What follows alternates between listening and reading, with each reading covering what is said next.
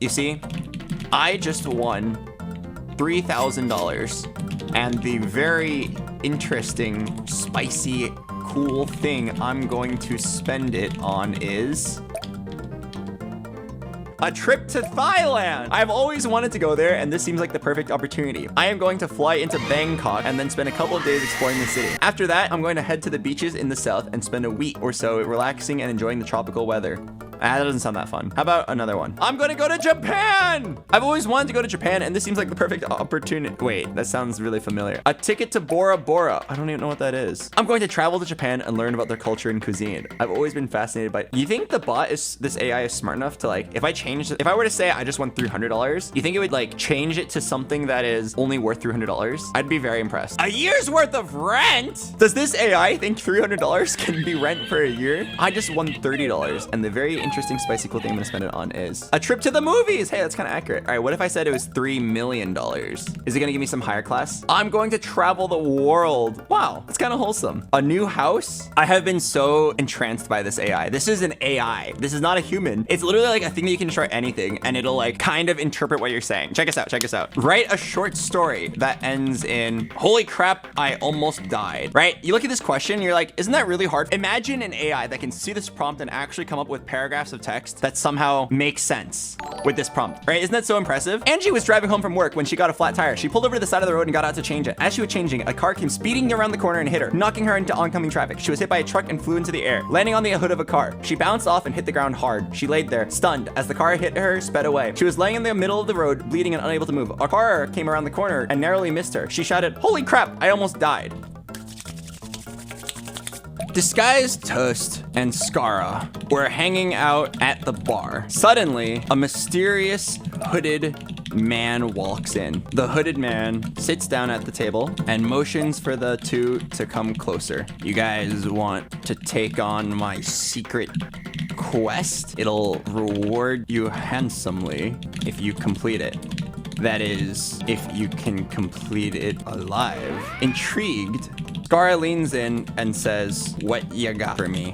All right, the hooded man takes off his hood, revealing him to be... Wait, I should just let the AI finish here. What does the AI think that this is gonna be? Ian Bomber. Oh shit, exclaimed Toast. What quest do you have for us? Scarra asked. I need you guys to retrieve a very rare and valuable artifact for me. It is well guarded and the chances of survival are slim. Are you in or out? After a brief pause, both Scarra and Toast agree to take on the quest. The three of them head out into the night, embarking on their dangerous mission. Hours later, they arrive at their destination, a dark and abandoned warehouse. The artifact is inside, Ian Bomber said. Good luck. Toast and Scarra cautiously enter the warehouse, weapons drawn. They are met with an immediate barrage of gunfire. They quickly take cover and return fire. It is a long and brutal battle, but then they eventually prevail. Exhausted, they search the warehouse for the artifact, but they cannot find it. Suddenly, Ian Bomber appears out of the shadows. Good work, boys. You completed the quest. The artifact is mine now. He produces a small box from his pocket and opens it, revealing the artifact inside. Toast and Scarra are shocked. What the hell is this? Scarra asks. This, my friends, is the secret quest artifact, a piece of gum. Ian Bomber exits the warehouse, leaving a bewildered Toast and Scarra behind.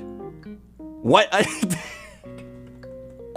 What a dick, Toast says. Yeah, no shit, Scarra replies. The two of them head back to the bar, grumbling about the ridiculous quest they had just completed. I hope you enjoyed this story. Please give me feedback so I can improve. Thanks. Aw, it was wonderful. That was a very impressive story. Okay, all right, I won't take up much more of your guys' time, but there's a few more interesting things we can do here. Write a persuasive essay on why viewers should give Boxbox their Twitch Prime. Make it at least 4 paragraphs and include specific examples. Dear viewers, we humbly ask for your Twitch Prime. Do you know what that is? Well, let us tell you. Twitch Prime is a premium experience on Twitch that is included with Amazon Prime. It gives you free games, in-game content, a free Twitch channel subscription every month, exclusive emotes, and more. But why should you give your Twitch Prime to Boxbox? Let me tell you persuasive reasons. First and foremost, because we are the best. We are constantly giving our all to put out the best content possible. We play a variety of games and our stream is never boring. If you are looking for an entertaining channel to subscribe to, look no further. Second, we are always giving back to our viewers. We run giveaways often and always make sure our viewers feel appreciated. We would be nothing without you, and we know that. Lastly, we are always improving. We listen to feedback and constantly try to make our stream better. We want you to give you the best possible experience and will always work hard to improve. We hope you take these reasons into consideration and give us your Twitch Prime. Thank you for your time. Wow, that was nuts. You dumbass, that is 6 paragraphs.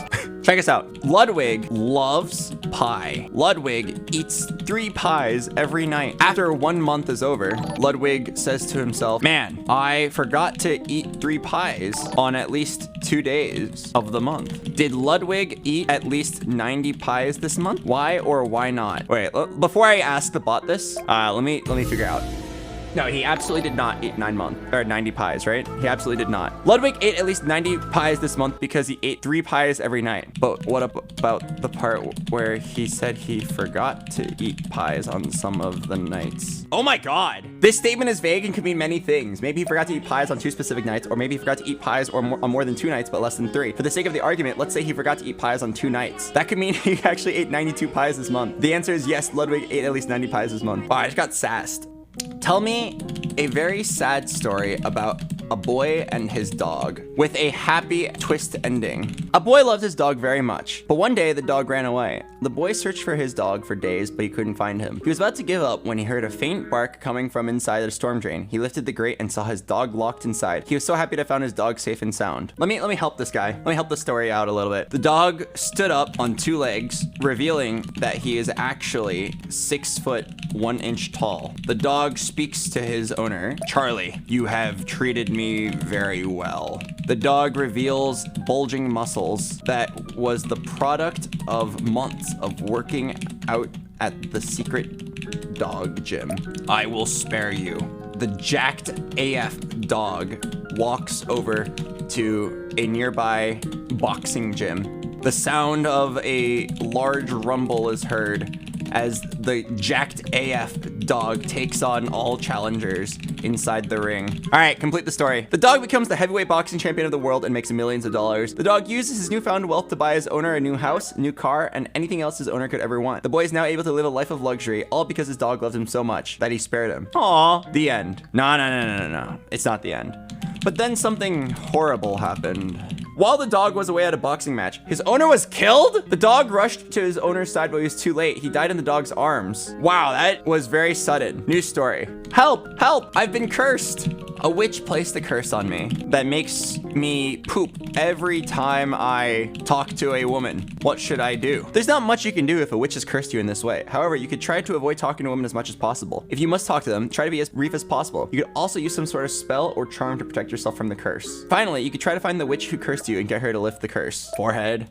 Scarra is a well-loved man. Everybody in town always says, Scarra? I love that guy. Scarra is known to regularly volunteer to help the less fortunate, and he spends most of his time entertaining the kids at the park. One day, while he was playing soccer with the youth team, with the youth team, a witch appears out of thin air. What are you? Scarra asks. I'm a witch, the witch exclaims, and I've placed a curse on you that makes you say whoop whoop every time or every 10 seconds. Scarra screams in horror as he realizes the implications of this curse. Please, I'll do anything to remove this curse. Whoop whoop! Just let me live a normal life. The witch thinks about it for a minute. She says, you know, if you can complete this one quest for me, maybe I'll consider lifting the curse. Whoop, whoop. Of course, Scarra says. Just tell me what it is. The witch takes a deep breath and begins to explain the quest. All right, here's the prompt. Let's see how the AI handles it. I wonder if it'll remember to write whoop whoop every now and then. What? The model's maximum length is... What? No. What? What does this mean? Model's maximum content length? You must go into the forest and retrieve the magical golden apple from the dragon. Scarra's heart sinks. He knows that the forest is a dangerous place and he doesn't stand a chance against the dragon, but he knows he must try. Whoop, whoop, I'll do it, he says bravely. The witch nods her head and disappears. Scarra begins his journey into the forest, and as he walks, he can feel the curse taking effect. Every 10 seconds, he is compelled to shout, whoop, whoop. He is sure he must sound like a fool, but he knows that he must complete the quest. After a few hours of walking, he comes to a clearing in the forest and he sees the dragon. The dragon is huge, and it is sleeping soundly. Oh no.